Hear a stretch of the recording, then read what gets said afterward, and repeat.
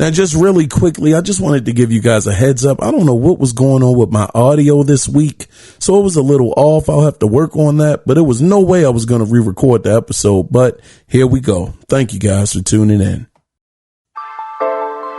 This week on the Analog Circle podcast, we got quite a bit to cover. So, we got Sony. They have announced The Last of Us Part 2 Remastered will be releasing in 2024.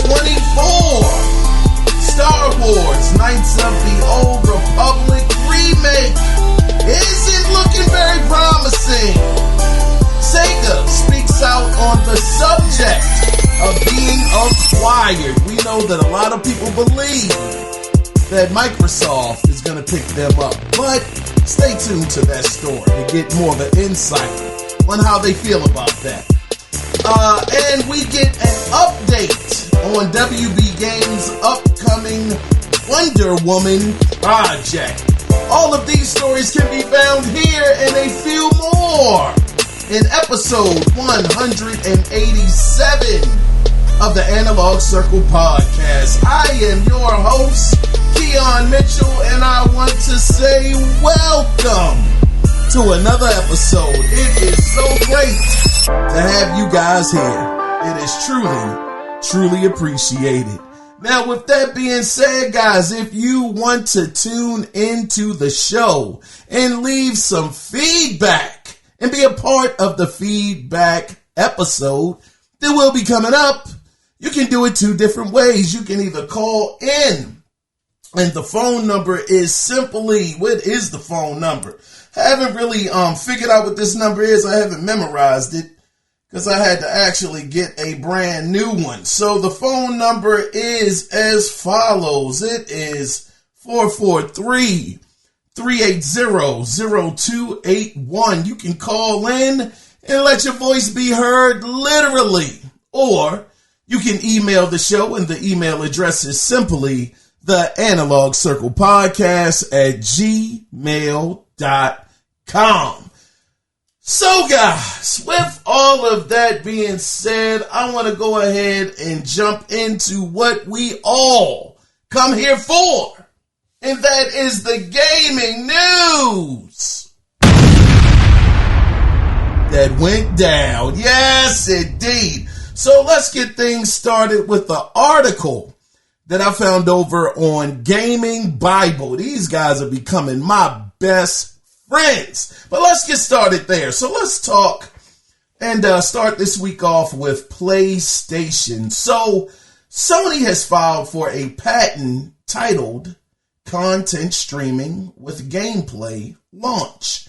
Now, the patent intends to utilize what it refers to as, quote, trigger points, end of quote, to create a chapter-esque format that DVDs have.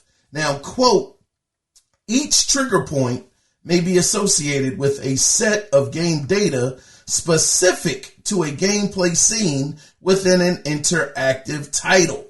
Gameplay may be launched by the user device based on the identified set of game data associated with the selected trigger point. End of quote. Now, that quote came directly from the patent itself. But let's keep in mind, a patent doesn't mean it's coming to market. But if this does happen, to be able to go to certain points in a game and replay that specific scene or that specific section of the game over and over again, that would be absolutely incredible. Like they said, it would be like equivalent to a DVD, being able to take it to the place that you want to play from and specifically start the game there. I'm sure it'll probably be a situation where you'll have to beat the game, I'm sure, to be able to get these different scenes to actually be able to play out when you want them to, because if not, that would mean people would just go to the very end of the game and not have to play it. So this is a very interesting technology. I don't know if it's again going to come to market, but that is at least what PlayStation has put, or I should say Sony has put a patent on.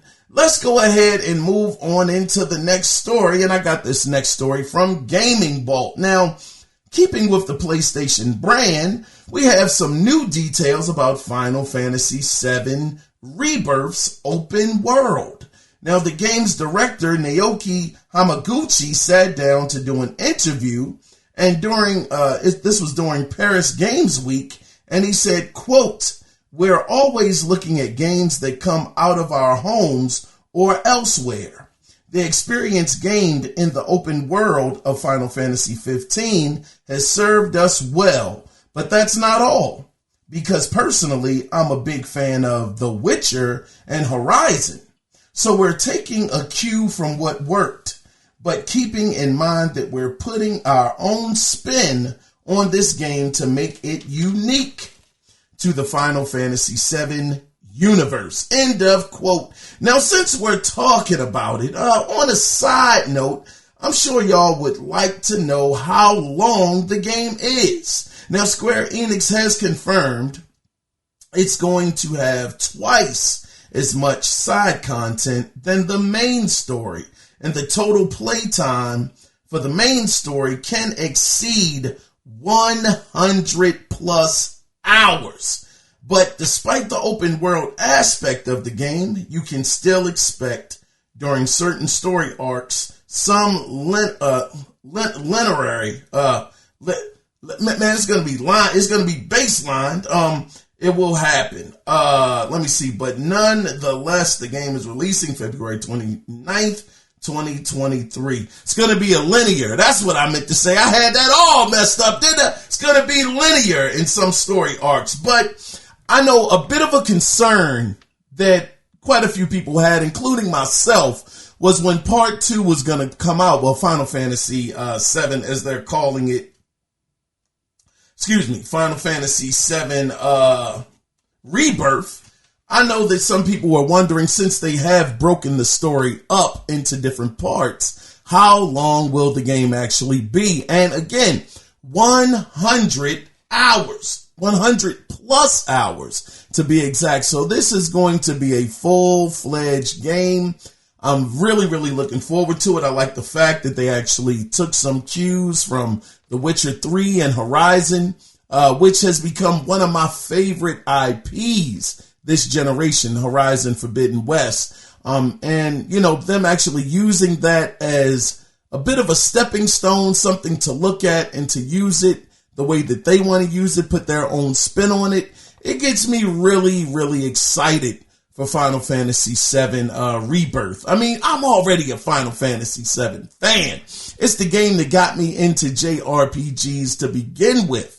I was never a Phantasy Star fan. I was never into, it was a game called Shining Force back on the Sega Genesis. I could have cared less about any of those. And then the Final Fantasies that were coming out on Super Nintendo and Nintendo, I wasn't playing those either. So it was the graphics. I'm telling you, I'm a shallow individual, brothers and sisters. It was the graphics that brought me into the game. I saw those cutscenes. I said, oh my gosh, this game is going to be amazing. Of course, the game didn't look anything like the cutscenes, but the cutscenes were in the game and it made it beautiful. But the thing that sold me on the original Final Fantasy VII were those summons. Oh my gosh. Those summons were a movie within itself. So, I mean, that's the history that I have with Final Fantasy VII as a whole.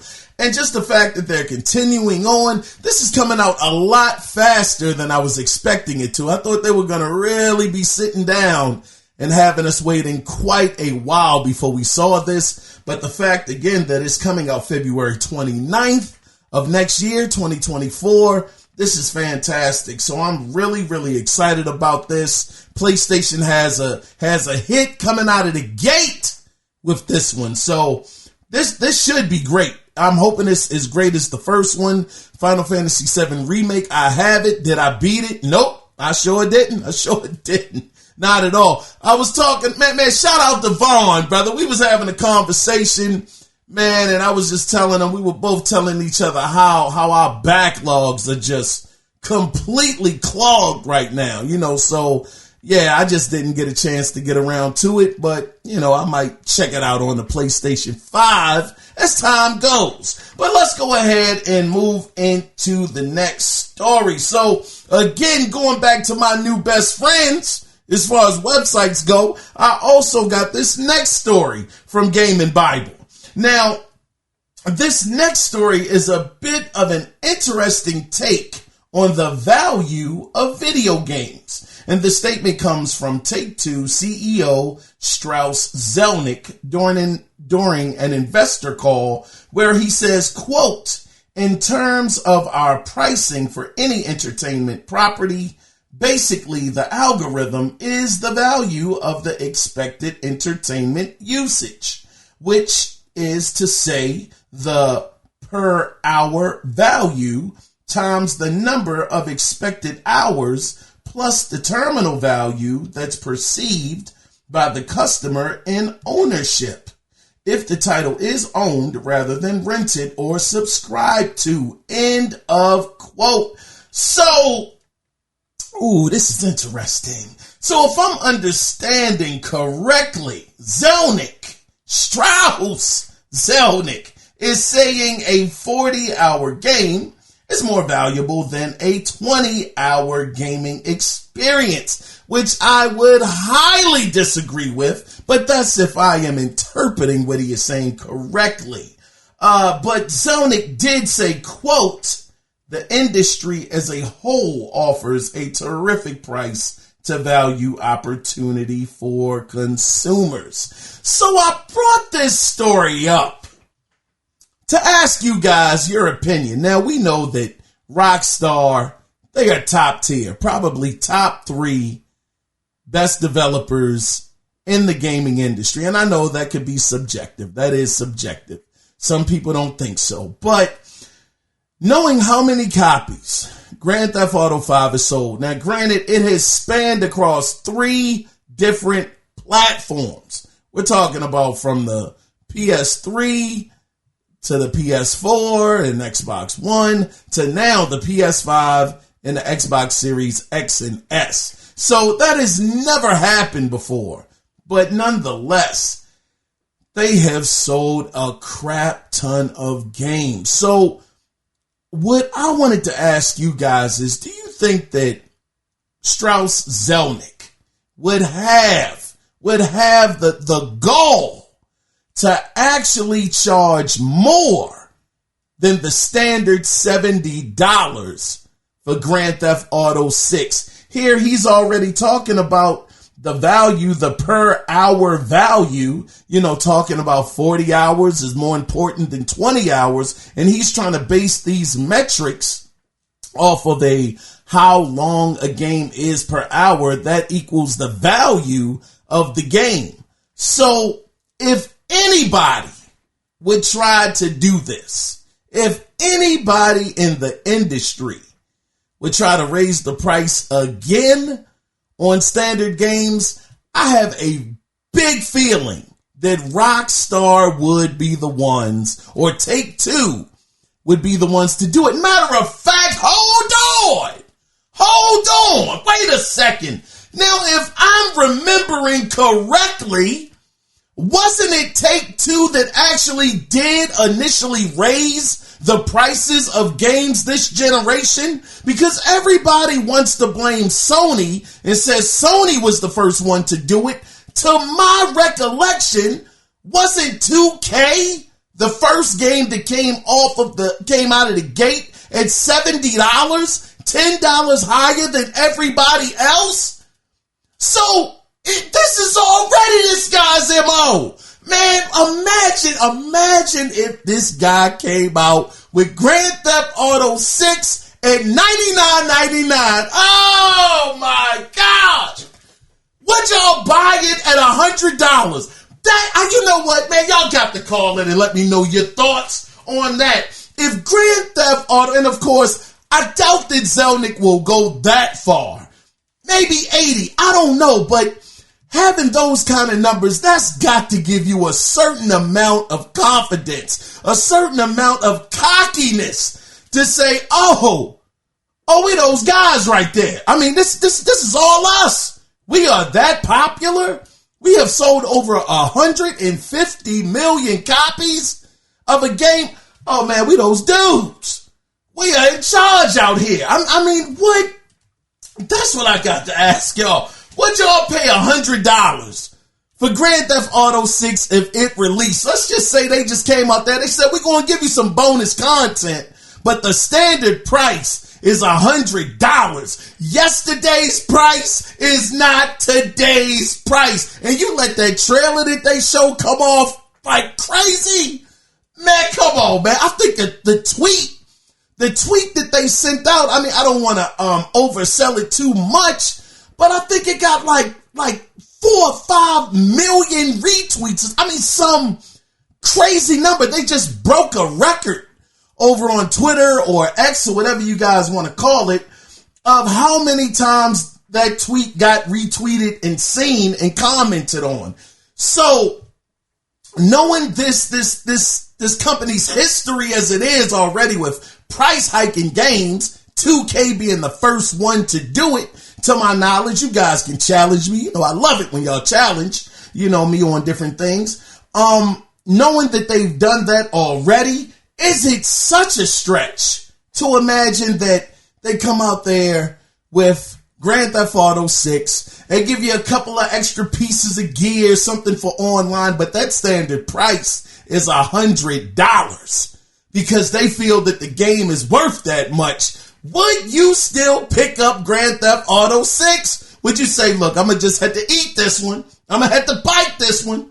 Pause. I'm going to have to bite this one though. And, just give them my money because I want to play this game. Man, as I said before, if you want to leave your thoughts, man, you just call in to the doggone hotline, brothers. And y'all know what it is already. I said it before, but I'll say it again. It's 443-380-0281 to give me your thoughts. But let's move on to the next story. Man, I got a feeling. I don't know, man. I think Grand Theft Auto 6 might be a little more than the average, but we'll see when it happens. Just moving on, though. Let's go in and move on. The next story, this is just a bit of an update. I don't know if you guys were actually following this game like I was. I actually got this next story from Gaming Bolt, but if you missed it, Flashback 2 has finally released for Xbox Series X and S and PS5. But if you want to purchase it on last-gen hardware and including the Switch, it'll release in Q1 of 2024. I had been following this game. I think we saw this game maybe like 2 years ago. So I think that was during the same year that I had stopped recording. So it had to be about 2 years ago. I was really excited. It looked really, really good. I saw a quick review of it and it didn't seem like it was getting really good reviews, but I mean, we've been down this road before. It's been quite a few games that others didn't like that I actually really, really enjoyed. That's why I think it's important that, at the end of the day, if it is a game that you were excited about, you make your own decision and you go out there and get it if you were interested, because just because they didn't like it doesn't mean you're not going to like it too. But for me, when I saw this game, I just was so happy because I was such a big fan. I mean, guys in my age range, 44, that's my age. I'm 44. Guys that are in my age range, I know y'all remember two of the biggest classics from back in the 90s from Dolphin Software. Those guys were ahead of their time. I know I've talked about them on the show before, but I don't even know if you pronounce it Dolphin. I've been calling them Dolphin Software, but it might be Dolphin Software. I don't know. It's the way they spelled it. But they were the first ones to come out with real, true cinematic storytelling that we had never seen at that level before. And the two that stick out are Out of This World, that game was absolutely out of this world. It was incredible looking at that game. It blew my socks off. That game was so amazing to look at. That first scene when you're running from the beast and, he drops down and you see his teeth and he starts snarling at you and whatnot. And you got to run and jump on the vine and then swing back around and get away from him. Then as you're running, the guy, one of the troops, the apes or something, he comes out on the other side and he shoots him. Bow! Oh my goodness. And you looking at him, he looking at you and he shoots you. Man, that game was awesome, man. Oh my gosh, YouTube that joint. Man, Out of This World was amazing. I mean, of course, right now, it's not going to look like much, but back in, what was that? Had to be like 91, 92, somewhere around there. Oh my gosh, cinematic storytelling at its finest. But they had that come out, and then a couple of years later, they had Flashback come out. Now, Flashback, oh my gracious, you wake up in a farce or somewhere, your memory has been wiped and whatnot, and you got this cube, that intro scene when he gets on that hover bike, and that joker takes off, and the aliens are shooting at, man, God, dog, I'm up here reminiscing, pardon me, but that's why I was so hyped up, though, about Flashback 2. And I'm hoping that it's actually a really good game. And again, for any of you guys that were interested like myself, that game is out right now on the Series X and the PlayStation 5 if you want to give it a try. Let's move on to the next one, man. I got caught up in a moment right there. God dog it. But this next story, I got this next story from Comic Book. So this next story puts some big speculation to rest. Now, Sega Chief Operating Officer, his name is Shuji Utsumi, addressed that speculation. Well, he addressed the speculation and the possibility of any company potentially acquiring Sega. Now, he said, quote, "Many companies are interested. We feel honored. We have attractive IPs and potentials. Companies owned by the owner, a strong owner. I don't think that kind of transaction is going to happen. As an entity of Sega Sammy, we are acquiring some of the companies. We just made an announcement to buy Rovio. I believe is that a mobile game company, I think. Is that Angry Birds? If I'm not mistaken, I might be off on that. But anyway, he says they just made an announcement to buy Rovio. We are still looking for opportunities for growth. End of quote. Unsumi, he told that to CNBC. So it seems to me that Sega is happy being independent, so much so that he pointed out yet again that they're making their own acquisitions to grow their portfolio. Now, we know that a lot of people, and when I say a lot of people, I'm just mainly talking about Twitter, online, and YouTube videos. I'm not out here doing surveys with 500 people. Hey, do you think Microsoft is going to buy Sega? I'm not talking about it on that level, but just from those different outlets, those people, which were a nice amount of people though in the community, felt that Sega was next on not the chopping block, but on the acquisition board for Microsoft to pick up. Now, of course, we know that in order for these companies to sell, they have to be willing to be bought. And it looks like right now, Sega has no interest in that happening. He already said, I don't think that kind of transaction, it's a quote, I don't think that kind of transaction is going to happen. So at least for the foreseeable future, it doesn't look like Sega is going to be up on the board. Now, of course, things can change as time goes on. Different situations happen. It puts the company in maybe a more of a, well, maybe we should sell type of situation. But right now, they're happy making their own acquisitions. Doesn't look like they're trying to be acquired. And he even came out there and said, he knows that there are a lot of companies that are interested and they feel honored. They know they got some attractive IPs over there. I mean, they got Golden Axe, they got Altered Beast. I mean, now I don't know how well those games are gonna, how well they would transition into today's gaming. I don't know. I mean, they also have Shinobi. I would love to see Shinobi make some kind of comeback. I don't want it to be like Ghost of Tsushima though at all. I want Shinobi to be more fast paced, more action, like arcade action, adventure type of gameplay. But they got a lot of IPs. But the point is, and I'm not going to get too long-winded with this, the point is it doesn't look like they're looking to be acquired. So Microsoft will not be buying these guys, at least anytime soon. And I got to say, man, why do people, this is the one thing that blows my mind. Every single time, it seems like every 2 or so weeks, people are talking about what else Microsoft should buy. Who else Microsoft should buy? Microsoft needs to buy nobody. What Microsoft needs to do with Xbox is make some great games out here. Stop buying this person, this publisher, that publisher, this developer. You got 100 teams. Stop. It's becoming an illness. You just need to work with what you have right now, and that's it. It's like, man, they bought Bethesda. That wasn't enough. They bought Activision.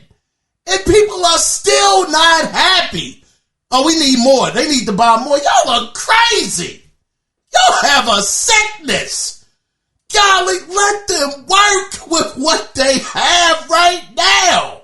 They're having a hard enough time as it is, getting games out of the door with the teams that they already own. Golly, just let them breathe. Let them do what they got to do. They don't need any more teams. Let them just work with what they have. Because right now, they don't have much. It's the first console. Xbox is I want y'all to think about this for a minute. Xbox is who is sending me a message? Xbox is the first console to ever release a new console with 0 new games. No new games. They relied on backwards compatibility during a launch of a brand new console. When has that ever happened? That's how bad off Microsoft was going on 3 years ago. It has been 3 years. This month is the anniversary for Xbox Series X and S and the PlayStation 5's release. So they're 3 years old and they're just finally starting to get their legs up under them. I still will stand on, I believe Xbox is coming. They are coming and they can be very dangerous.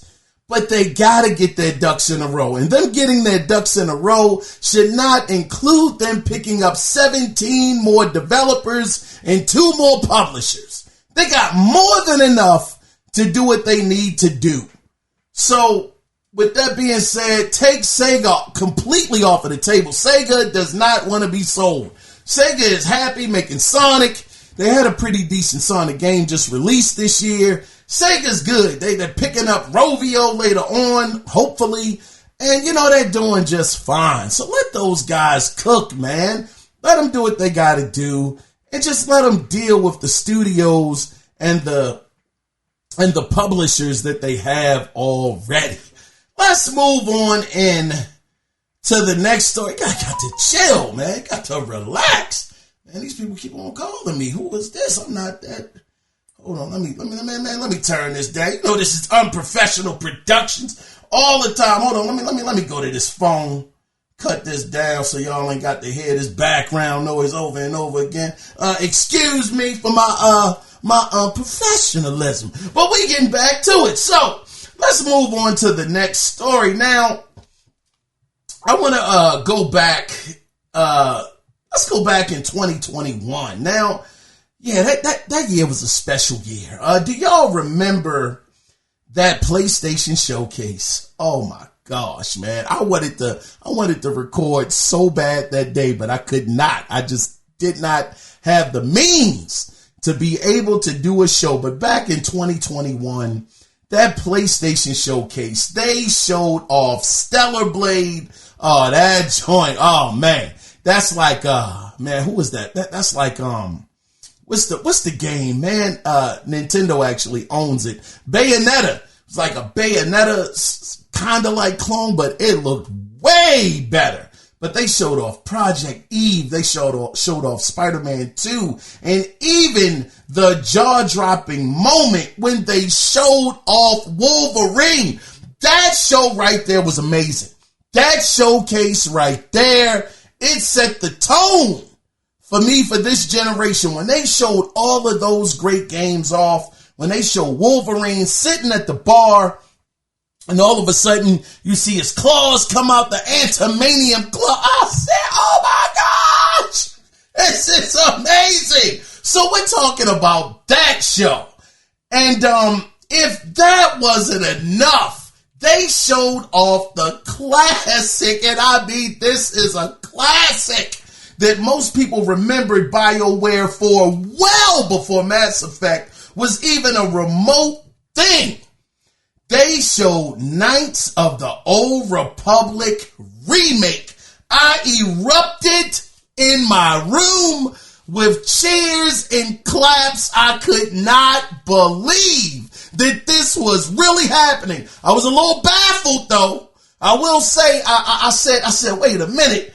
After I got past all of the happy cheers and the claps and stuff, I said, well, God, dog, wait a minute. Phil Spencer, how the world you let them get Knights of the Old Republic? That was your game back on the original Xbox. So I got a little mad about that. I was a little upset. I said, how the world did you drop the ball with that, Phil? This was your game. Well, man, listen, brothers and sisters, like I got to say, I don't know, Phil might have been on to something. But now ever since that announcement, people who are fans of the game have been wondering when we will see it. When is it coming out? Well, brothers and sisters, probably no time soon, because Insider Jeff Grubb, yet again, this Jeff Grubb brother right here, man. God, dogs, dude is everywhere.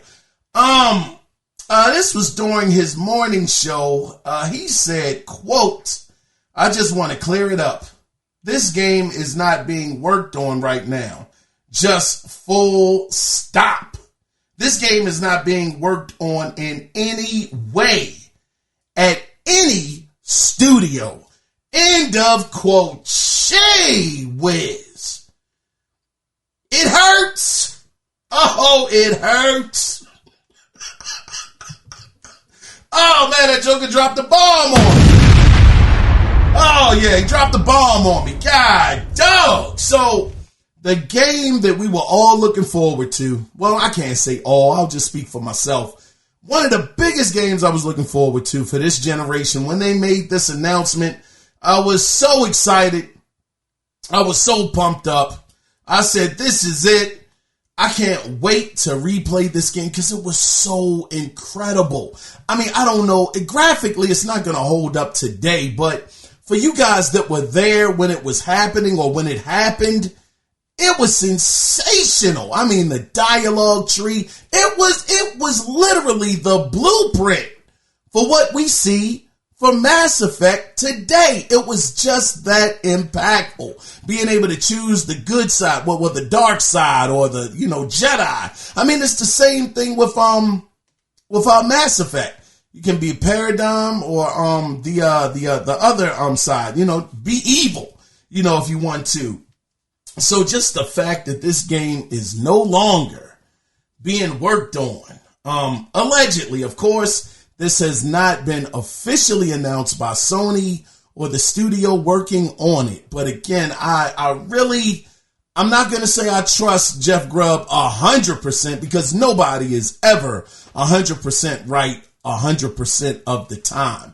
It's never the case. But Jeff Grubb he's really good at these kind of stories. And so far, he might not be perfect, but his batting average is darn good. I mean, it's really, really good. So with him saying that it's not being worked on in any way at any studio, God, dog.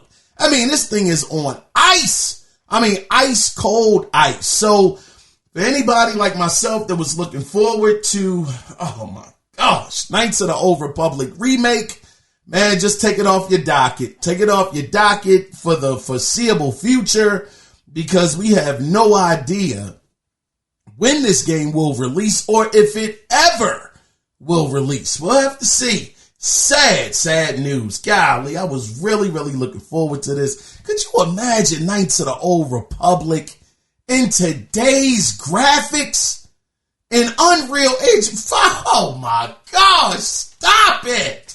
Oh my gracious. It would be so incredible, at least in my mind. That's what it seems like it would be. It would be amazing in my mind. Of course, not everything translates, from your mind to paper and actually making it a product. Sometimes it doesn't work out. But in my mind, I was just saying, how could this fail? They have a perfect blueprint. As long as they follow the blueprint, they will make an amazing game. But unfortunately, right now, that is not the case. Let's move on, though. Let's move on into the next story. And this next story, oh, wait a minute. Wait a minute. I got to give my guy, Mr. Trophy, I got to give him a round of applause.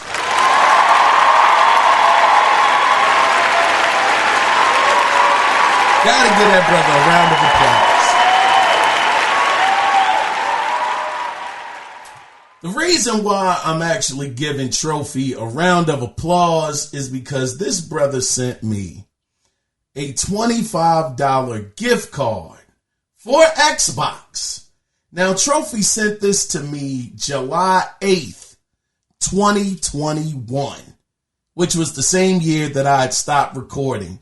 So I've been holding on to this code this whole time until I got back to be able to extend it to you guys. It's the holidays. Ton of games have come out this year. This will be $25 that you can use on your Xbox to get any game that you want. But it is, again, courtesy of Trophy. This was him gifting this to the show. So what I want you guys to do, if you are interested in this $25 gift card, get your pens out, get some paper, and get ready to write it down, because the code is as follows. It is GJJ3M, M as in Mark. So it's GJJ3M KVPHXP7 FCWKGKG FD. That is the code for a $25 Xbox gift card to be able to use on the Xbox store. And again, it is courtesy of Mr. Trophy. Trophy, I want to thank you again so much for your contribution to the show. It truly, truly means a lot, brother. Thank you again.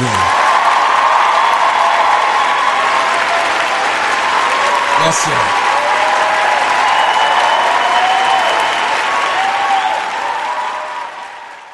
Thanks again, Trophy. I really appreciate you, brother. But let's go ahead and let's move on into the next story. So, in a bit of a shocking move that we heard was true, at least according to rumors, but Naughty Dog has officially announced The Last of Us Part 2 Remastered. This game is going to, oh man, I can't even get through the story. God, dog. Oh man, I'm laughing and smiling. Probably not for the reason that y'all think. Oh my gosh, man, I am such a huge Last of Us Part 2 fan. Oh my goodness, man. It was the greatest game of last generation for me. Yet again, a game that so many people were mad about because of some events that happened. I ain't give a doggone about those events. I was like, this is incredible. I don't know what y'all are saying. I don't know what y'all are talking about. This is amazing. So anyway, let me get back to this story. God dog, man, that game right there. Oh my gosh. Anyway, so this game is going to release January 19th, 2024. Now, they also gave a list of extra features the game will have, such as native. These are all of the features. Native 4K output in fidelity mode, or you can get 1440p upscaled to 4K in performance mode, an unlocked frame option for TVs, for TVs that support VRR, increased texture resolution, animation sampling rate, increased level of digital distances. It will also include improved load times, incorporate the DualSense controller, haptic feedback, and adaptive triggers. Oh my gosh. Man, I am so high on that PlayStation 5 controller. Let me tell you, let me finish this story. I ain't going to get sidetracked. I'm going to go ahead and finish this. It's going to have a speed run mode that can be unlocked eventually, I guess, after you beat the game. I don't know that for sure, but you got to unlock it. You'll be able to unlock bonus skins for Ellie and Abby and their weapons. They have a new mode called No Return, which is a roguelike survival mode where you can choose to play as some players for the first time in the franchise. And that trailer, it looked like that was left. I think her name is Clef. I think it was Clef was her name. It was Abby's friend. Well, they became. Never mind. That's enough. I ain't trying to spoil nothing. Pardon me. But yeah, you'll be able to play as certain characters for the first time in the franchise. It will also include a new set of lost levels. Now, this is what I'm interested in. Lost levels, and listen to what they're going to do with this. It's going to include a new set of lost levels, which will allow players a unique chance to check out some playable sequences previously cut from the early, let me get this together. I'm all excited. We're not done. Calm down, Kiaun. Shucks. All right, it was previously cut from the game. Now, these aren't fully finished levels, but early development slices that include embedded developer commentary to give them richer context. It's certain, man, we already know this. Well, I don't know if I might be the only one that played the game here, but The Last of Us Part 2 was a lengthy game. I think it took me, roughly 30 something hours to actually beat it. And it's very story heavy. So I could see them actually cutting some parts of the game out, but to actually have it be a situation where they're going to include these levels that were actually cut out at one point in time and have the developers talking about that one level that you're playing through or whatever sequence that you're playing through and actually giving the commentary as to what it was supposed to do for the game or for that scene and why they cut that particular scene out. And that really, really intrigues me. I mean, it's stuff like this that it makes it a little harder for me to be upset about them releasing this. But let me finish on with the other features that this game is going to include. It will also include newly recorded director's commentary across the campaign's cut scenes. So yet again, you get another inside look as to what the developers were trying to portray in that scene. I mean, this is like a ultimate Blu-ray collector's edition, with all of the director commentary and, scenes that were literally cut out of the game. Have we ever seen that before? In a game, have we ever had it where they actually gave you access to actual cut scene, well, not even cut scenes, but cut out playable levels in a game for the first time, to be able to play some levels that were never there and give you commentary to talk about the level that you're actually playing. And of course, again, it's not a complete level. They let that be known, but they're giving you access to, actually play in that scene, I guess, to the certain extent that they're going to allow you to. But I don't think I've ever seen that in a game. Man, I'm such a Naughty Dog stan. God, dog. I know I'm coming off biased as ever right now. I am such a Last of Us Part 2 fan, man, and it's showing. I can't even deny it. It's showing all through my pores right now how much of a fan I am of this game. But I'm gonna continue on. Golly, oh my goodness. Let me see the campaign's cutscenes. It says those of you that know. Oh yeah, I was just saying that. Yeah, that's pretty much it. It was quite a few other things that they had as well. Those were just some of the things that I thought were worth highlighting, but this thing comes with a lot of stuff. And the thing about this, brothers and sisters, that granted, I'm sure y'all are like, man, you ain't going to get a Last of Us 2 any smoke. You ain't going to give Sony smoke for re-releasing a game that's like 3 years old. Was it 2 years old? I think it's like, 3 years old? I don't even know. Let me check to make sure. I think it's 2021. Hold on, let me see. Let's see. What year did The Last of Us Part 2 release? Yeah, 2020. June 19th, 2020. So yeah. So I know that y'all are like, man, 3 years later, this is ridiculous. I would think you would be more upset.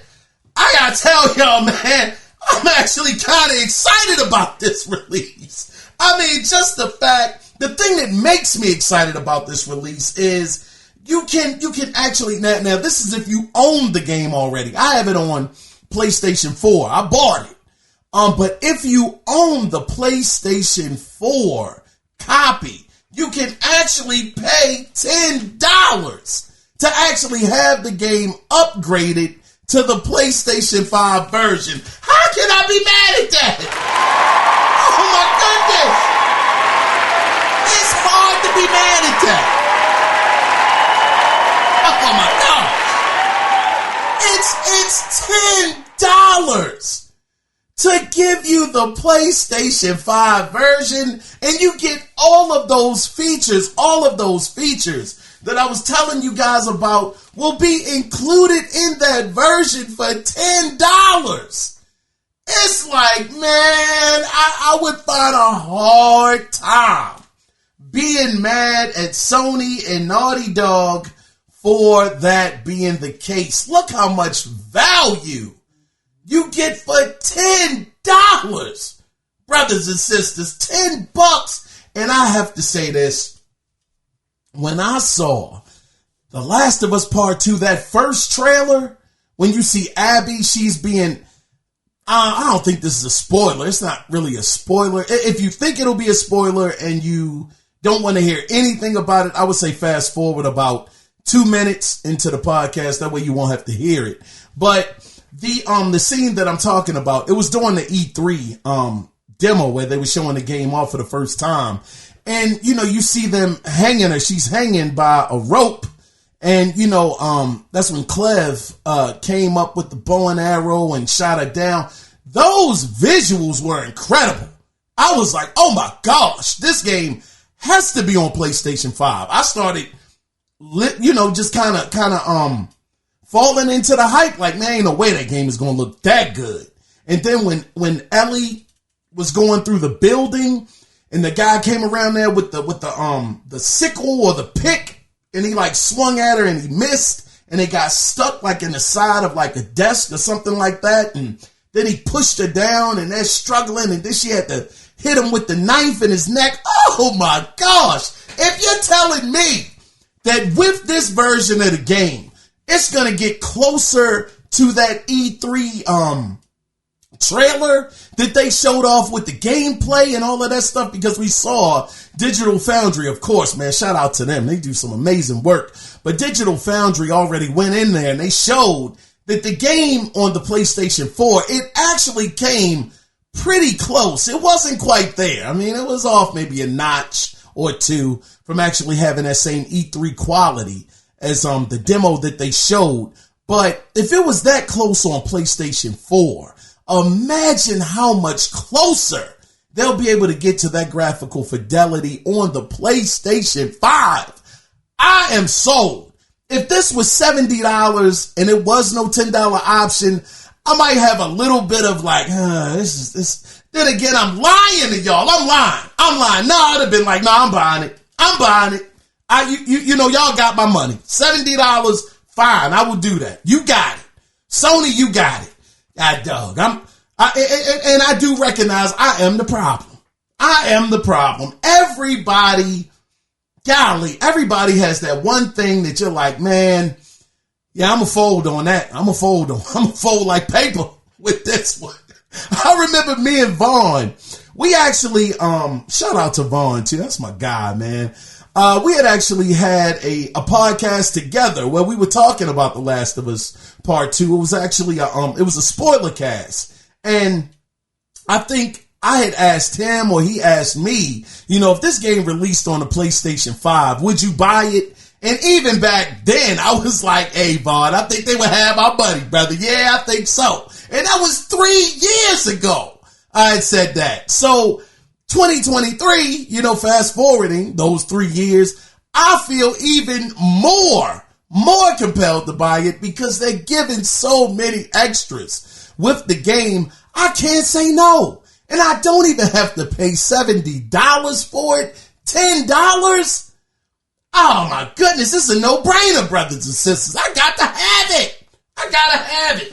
You know, I mean, it was such an amazing game, story, everything. I recommend, if you haven't seen the trailer, check the trailer. Matter of fact, can I pull the trailer up for y'all? Hold on, let me see if I can pull the trailer up for y'all. I'm gonna see if I can edit this in here.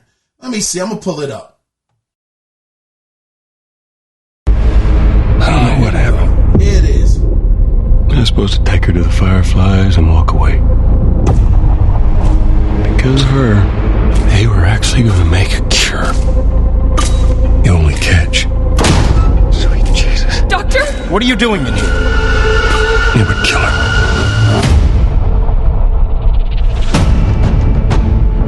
Even if we found her, or by some miracle found someone else that's immune, it'd make no difference. Because the only person who could develop a vaccine is dead. No! I know all the leads have dried up, but Joel's still out there, you know? We're gonna have to run!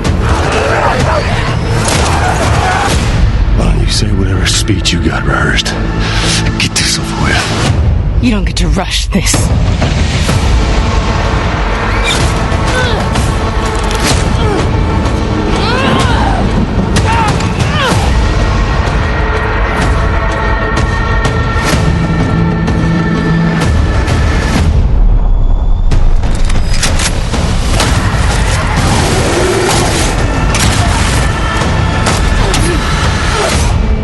You can't stop this.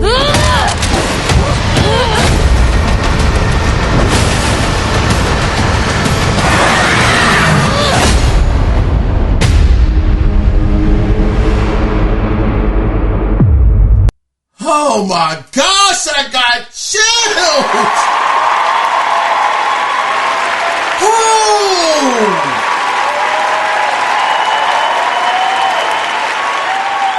Oh my gosh, man. Yeah, I'm sold. I'm sorry. If y'all thought I was going to be mad about this one, nah, man. Naughty Dog got me, man. They got me in the bag, hook, line, and sinker, man. I'm a fish on a hook. Oh my goodness, I fell for the bait, man. Anyway, let's move on into the next story. Oh man, I can't wait for that. That game is going to be amazing. It was already amazing. I was looking at the graphics as the trailer was playing. Yeah, that game. Oh my gosh, man. Anyway, good night, Irene. Let's move on to this next story. Now, I got this next story from Windows Central. So, and I don't know if this is quick news, but if you were ever interested in the semi newly released title Immortals of Avium, you can actually try it out for free via a time demo. And just as a side note, this is one of the first games to release using Unreal Engine 5, by the way. But you can download it on Xbox Series X, S, or PS5. Also, Ascent Studio CEO Brett Robinson did hint at the fact that the game would be coming to Game Pass and PlayStation Plus by saying, quote, yes, we are talking to them about getting the game onto both of those services. We don't have a date yet. I'm pretty sure it's going to happen, though. End of quote. So I actually downloaded the trial demo of Immortals of Avium, and I got to say, brothers and sisters, this game is really, really good. I was actually very shocked at how good the game was. I mean, when I was starting to play it at first, I was like, the FOV is a little off. It seems a little too close. You know, I was kind of nitpicking, I felt, in the beginning, but it was kind of giving me like just slight not motion sickness, but it was making me a little dizzy at first. But as I played it for about like another 10 or 15 minutes, I was like, oh no, it's good. It's good. But getting the different weapons and graphics, man, y'all know I'm always going to start with the graphics, man. I'm terrible, brother. I'm shallow hell out this mother lover. Graphically, this game looks so good. Looks so good. Gameplay wise, it was real smooth gameplay. It's running at 60 frames per second. And the thing that is interesting about Immortals of Avium is it's not a first person shooter. You're actually using magic. And I thought that was going to be I was like, that might be a little whack. I don't know if I'm going to really like that too much, because as I was looking at Avowed and I saw that that's what they were doing with that game, where it looked like it was going to be some magic in one hand and maybe a sword in the other, I was like, I don't know if I'm going to really like this too tough. But shockingly, and I do mean shockingly, this game is solid. I'm on like chapter 3 right now, so this is a lengthy demo that they're offering, and I'm going to buy the game. They have sold me. I'm buying the game. I'm broke right now, but I'm going to buy it as soon as I get some money. I'm picking that game up, and it is really, really good. I highly recommend and suggest that you guys go over. You got to go to the actual game, though. That was the thing that threw me off, because I was on the PS5 and I went to the actual demo section where the demos are, because I thought, well, they just cut it and made it a demo. But no, you actually have to go to the game. Go to the game itself, and it'll have down below it, you know, once you click on the game, to download the free trial. So that's what I did, and that's what I recommend that you guys do as well. But yeah, definitely download that. It has been great. I would love to get you guys' thoughts on that. But moving on into the next story. So I got this actual story from PC Gamer. So this next story is more of a follow-up story. Pretty much an update from last week about WB Games actually going heavy into the gas games lane. And because we talked about the upcoming Wonder Woman game, Warner Brothers wanted to make something clear. And I figured that's why I was doing this, just as an update to that story from last week. But they came out and wanted to clear some things up. They said, quote, Wonder Woman is a single-player action-adventure game set in a dynamic open world. Very interesting. I kind of like that. This third-person experience will allow players to become Diana of, I don't know what the name of this planet is. I guess it's the planet she's from, the Mysica. Sarah. I don't even know. Golly, I was doing so good on names this episode. Y'all knew it had to happen eventually.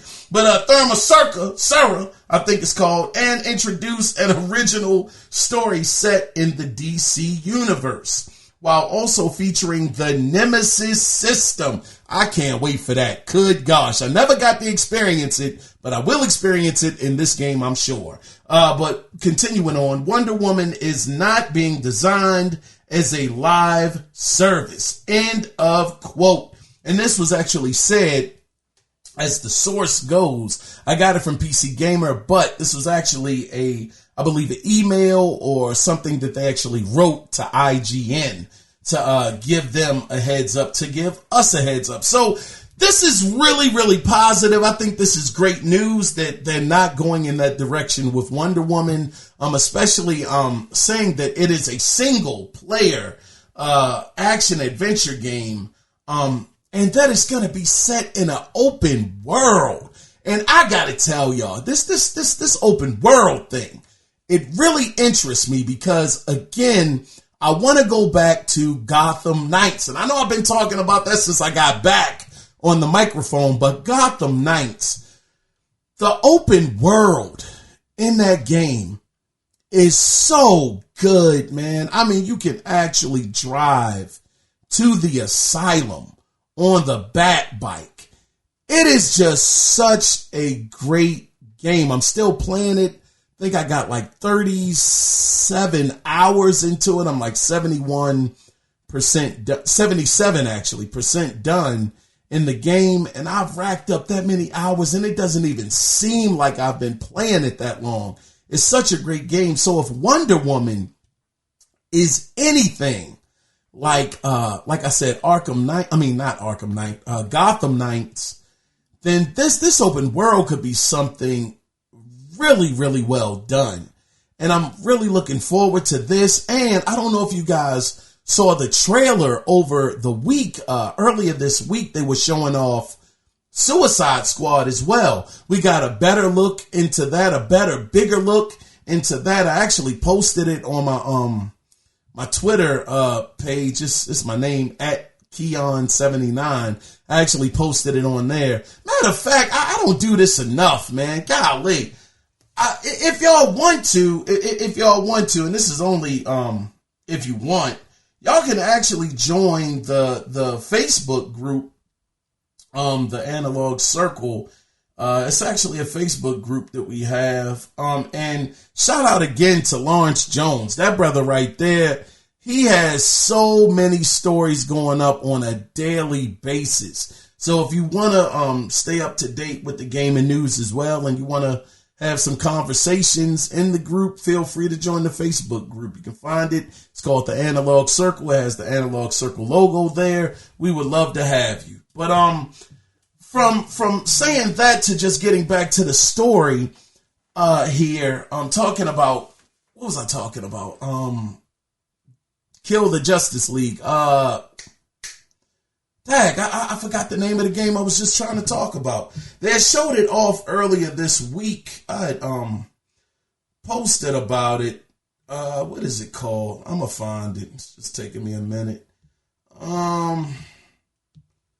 Suicide Squad. That's the name of it. Suicide Squad.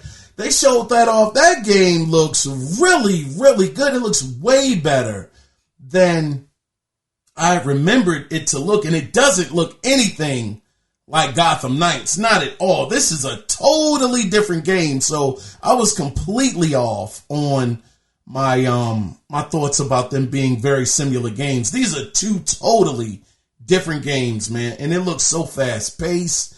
It looks great graphically. We know what the storyline is. They're supposed to be trying to kill the Justice League. So that could be interesting. It looks like the upgrades that you get along the way are really good too. Excuse me. It just looks like a really, really solid game. So if y'all are interested in looking at the new footage, you just go over to IGN or GameSpot, any of the regular websites, gaming websites, to check it out. It is really, really good. I would highly recommend you guys do that.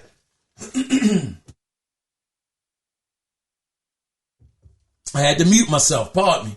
But I recommend you guys do that for sure. If you are interested, it was really, really good. But yeah, as far as Wonder Woman goes, like I said, I have a lot of faith in WB games. They haven't really made like a bad game. I mean, not like it was just horrible. Because even the other Batman spinoff from the Xbox 360 days, I forgot the name of it. I forgot. That was still a good Batman game. It took like a trip back into like his early goings as Batman, like his early days being Batman.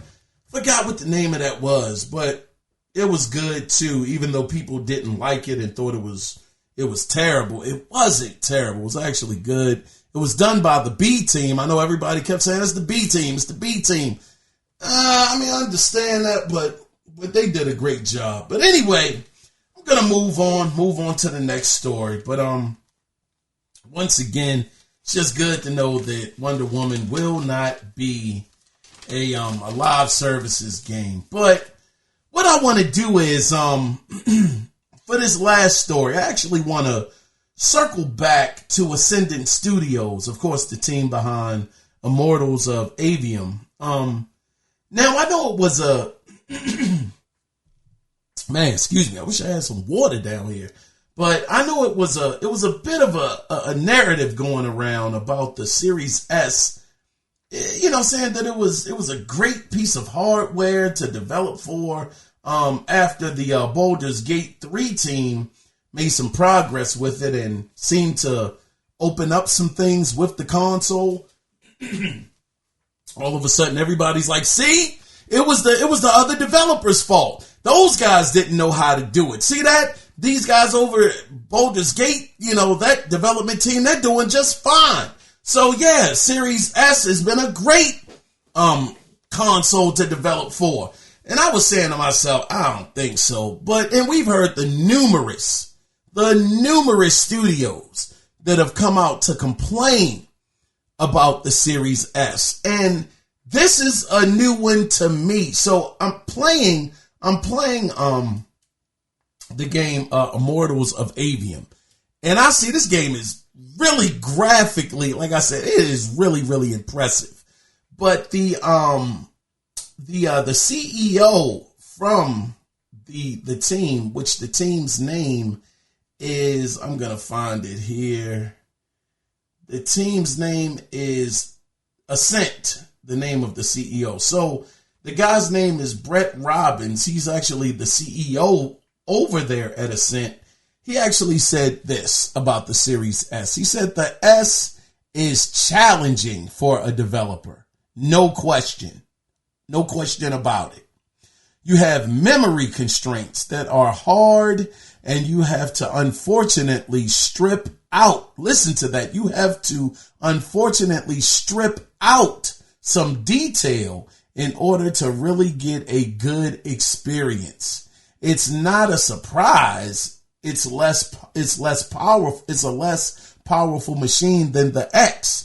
So there's going to be a compromise you're making to the game to some degree.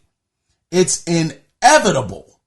There was a lot of work to make sure that it was a good experience on the S and that it looked good. End of quote. So this guy's talking about memory constraints, talking about having to take detail out of the game, basically having to strip it down in order for it to run on a Series S.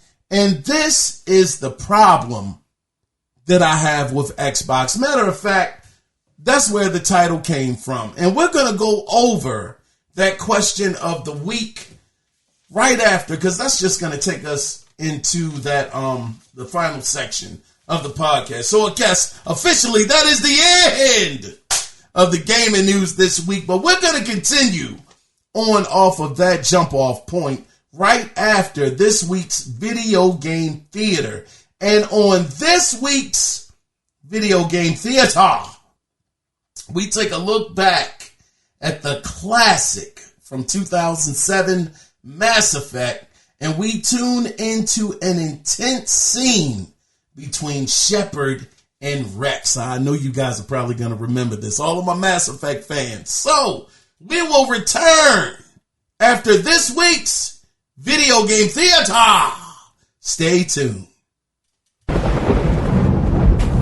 This isn't right, Shepard. If there's a cure for the genophage, we can't destroy it. I understand you're upset, but we both know Saren's the enemy here. He's the one you should be angry with. Really? Saren created a cure for my people. You want to destroy it. Help me out here, Shepard. The lines between friend and foe are getting a little blurry from where I stand. This isn't a cure, it's a weapon. And if Saren is allowed to use it, you won't be around to reap the benefits. None of us will. That's a chance we should be willing to take. This is the fate of my entire people we're talking about. If you can't give me a better reason than this to destroy the hopes of my people, then I'm done with you. I can't let you jeopardize the mission. So that's it. All this time, that's all I get from you. How can you not see what this means to the Krogan? This base can't be destroyed. I won't allow it. These Krogan are slaves of Saren. Puppets. Tools to be used and discarded. Is that what you want for your people? No. We were tools for the Council once. Thank us for wiping out the Rachni. They neutered us all. I doubt Saren will be as generous. All right, Shepard. You've made your point. I don't like this, but I trust you enough to follow your lead. Just one thing. When we find Saren, I want his head. Oh, man. Mass Effect, ladies and gentlemen. Classic. Absolute classic.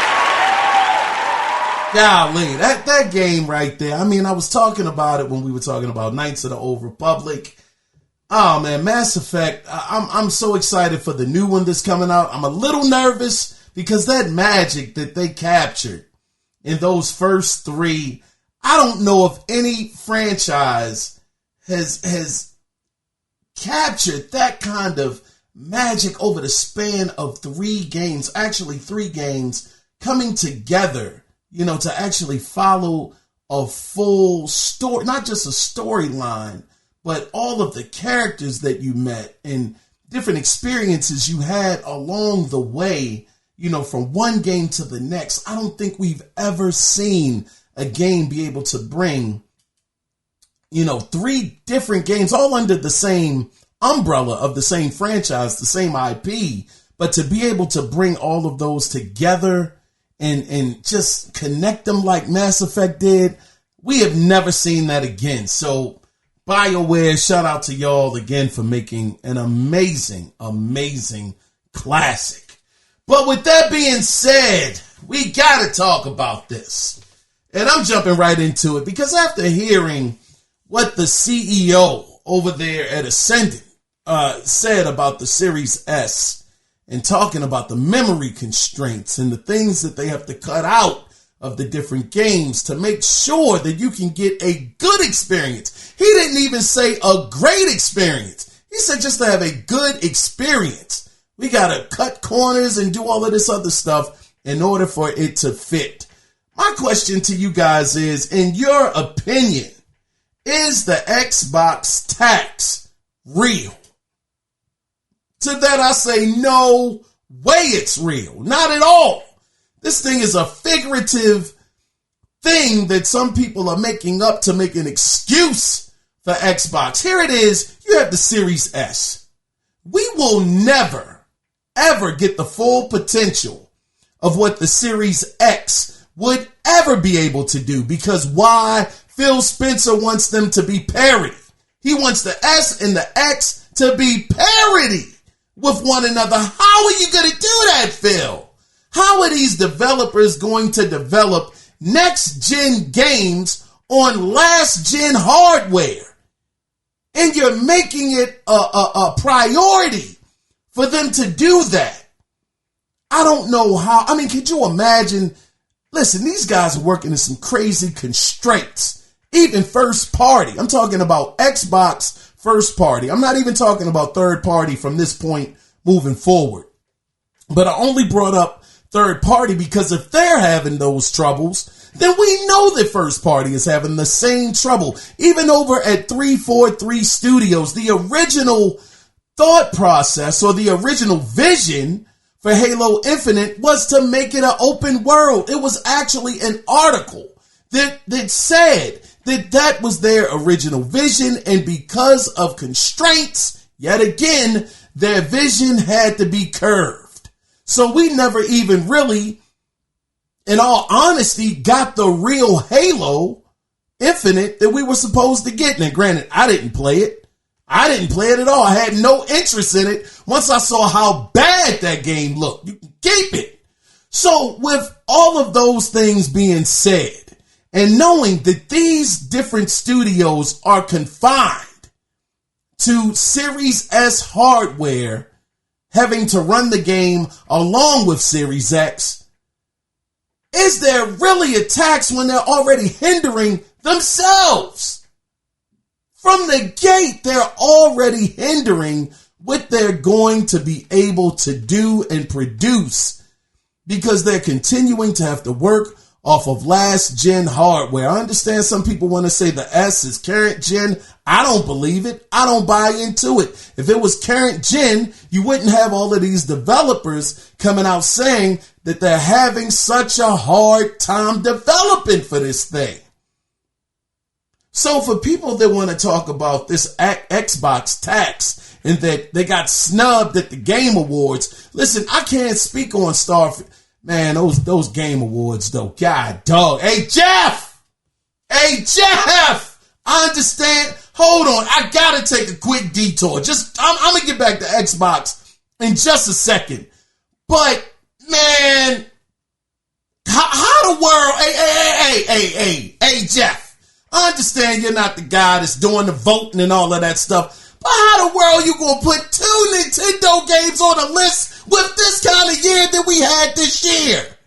How are you gonna do that, man? Zelda, Tears of the Kingdom, and Mario Wonder? Oh man, I thought he would have chose one or the other. That Joker gave both of them up for Game of the Year. In a year like this, I mean, dag, man. Final Fantasy 16. I mean, I played the game. I liked it. Trust me, it was the demo, though. It was the demo, but it was a good demo, though. But it seemed cool. But for Hogwarts not to get nominated, I understand they were saying it's the controversy over the writer and all of that stuff. But she didn't have anything to do with the game. How you going to punish the team behind the game for something that Rollins said? Why should they have to suffer for that? I ain't get that. But outside of that, golly, Starfield, I know the Xbox guys wanted Starfield to be up there and thought it deserved it.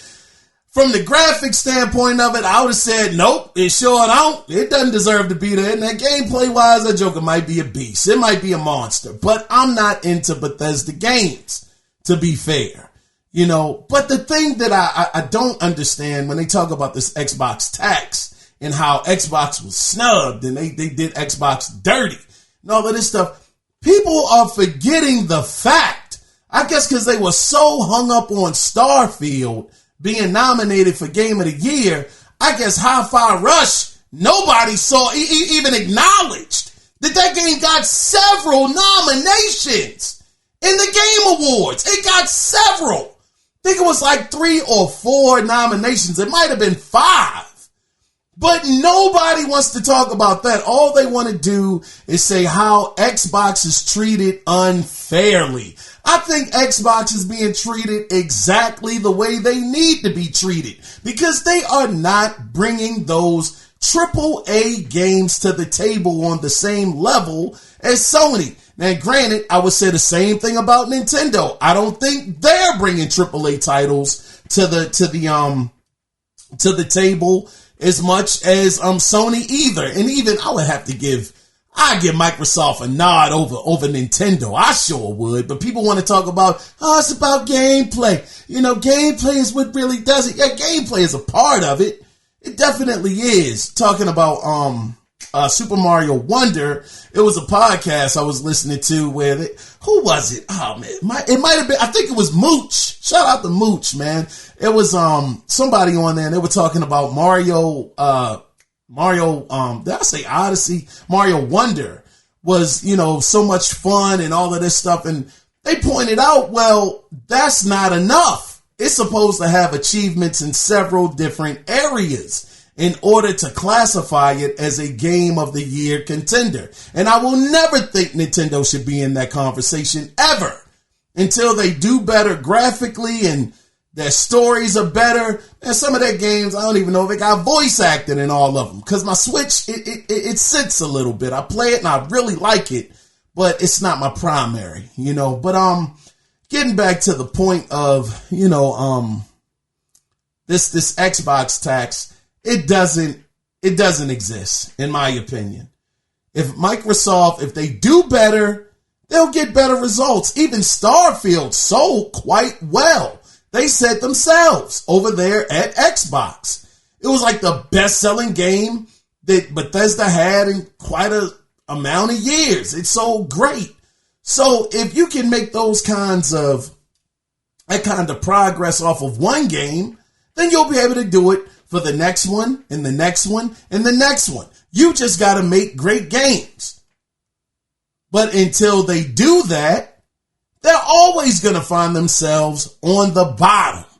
When you make great software and hardware for that matter too, looking at you, Xbox Series S, but when you make great hardware to run great games, you get great results. But that's my opinion. It doesn't exist. The Xbox tax is not real. It is made up. It is fake. And until Xbox, again, does better, this is going to be their result. But I want to hear from you. I'm always interested in hearing what you guys have to say. So that is my question for the week this week, guys. Again, is the Xbox tax real? You can always reach out to the show 2 different ways. You can either call in at 443-380-0281 and leave a voicemail and let your voice be heard. Or you can email the show, and the email address is theanalogcirclepodcast@gmail.com. I was your host, Kiaun Mitchell. And I want to say thank you guys again for tuning in to another episode. And to the person that actually does get the $25 Xbox gift card, call in or email the show to let us know that you got it so we can shout you out. Again, thank you guys so much for being here. And with that being said, before we, of course, tie up all the knots and put that bow on it, always remember one thing.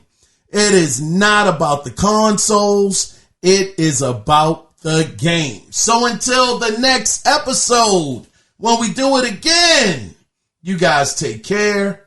Be safe out there. Bye-bye.